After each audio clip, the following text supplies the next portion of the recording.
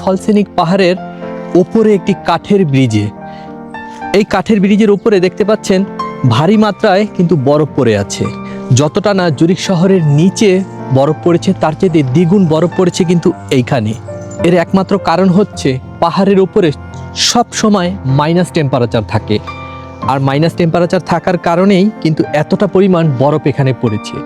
আপনারা যদি জুরিখে বেড়াতে আসতে চান তাহলে অবশ্যই এই ফলসেনিক পাহাড়ের উপরটা একটু ঘুরে যাবেন। অসম্ভব সুন্দর একটি পাহাড়, আর বরফ পড়াতে এর চারপাশটা আরও বেশি সুন্দর হয়ে গেছে।